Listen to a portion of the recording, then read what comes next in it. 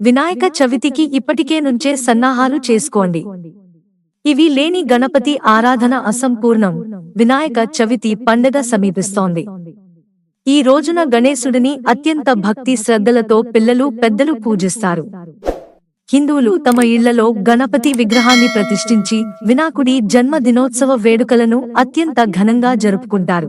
ప్రతి శుభకార్యానికి ముందు ప్రథమ పూజను అందుకునే గణేశుడు ప్రతి ఏడాది భాద్రపద మాసం శుక్లపక్షం చవితి రోజున వినాయక చవితిగా పూజలను అందుకుంటాడు.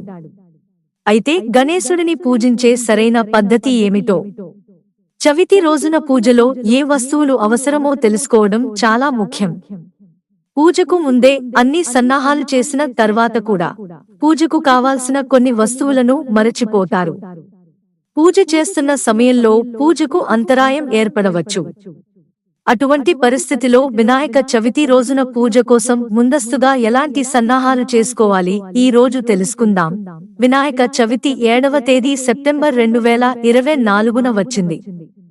ఈ రోజున హిందువులు వినాయకుడి విగ్రహాలను ఇంటి తీసుకుని వస్తారు. గణపతిని నియమ నిష్టలతో పూజిస్తారు. చవితి నుంచి అనంత చతుర్దశి రోజు వరకు పూజించి అనంతరం ఆ విగ్రహాన్ని ప్రవహిస్తున్న నీటిలో నిమజ్జనం చేస్తారు. దేశవ్యాప్తంగా ఢిల్లీ నుంచి గల్లీ వరకు గణేష్ ఉత్సవాల వైభవం విభిన్నంగా కనిపిస్తుంది. గణేశుడిని పూజించే సమయంలో గుర్తుంచుకోవలసిన ముఖ్యమైన విషయాలు: మట్టి గణేష్ విగ్రహం. ముందుగా వినాయకుడి విగ్రహాన్ని తీసుకురావాలి. 9 రోజుల పాటు పూజలను అందుకునే వినాయకుడిని తర్వాత నీటిలో నిమజ్జనం చేస్తారు. కనుక నిమజ్జనం సమయంలో పర్యావరణానికి ఎటువంటి ఇబ్బంది కలగకుండా పర్యావరణ అనుకూలమైన వినాయక విగ్రహం అంటే మట్టి విగ్రహాన్ని తీసుకురండి. విగ్రహాన్ని ప్రతిష్ఠించే పీఠం. గణేశ విగ్రహాన్ని ప్రతిష్ఠించడానికి పీఠం కూడా అవసరం.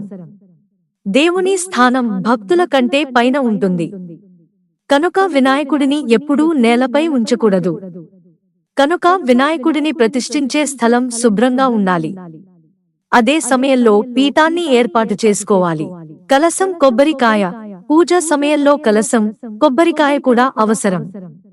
విగ్రహం దగ్గర కలశాన్ని కూడా ఏర్పాటు చేయాలి.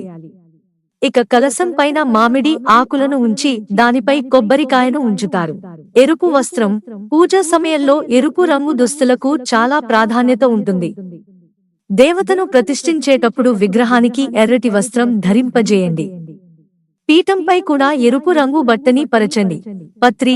వినాయకుని పూజలో పత్రికి ప్రత్యేక స్థానం ఉంది. మామిడి, ఉసిరి, జమ్మి, జామ ఇలా 21 రకాల ఆకులను వినాయక చవితి పూజలో ఉపయోగిస్తారు. పత్రిలో దర్భలు తప్పనిసరి. ఎందుకంటే గణపతికి ఎంతో ప్రీతికరమైనదని. దర్భను దేవుడికి సమర్పించడం వలన సుఖసంతోషాలు లభిస్తాయని చెబుతారు. పంచామృతం, ఉండ్రాళ్ళు. పంచామృతాన్ని భగవంతునికి సమర్పించేందుకు సిద్ధం చేసుకోవాలి.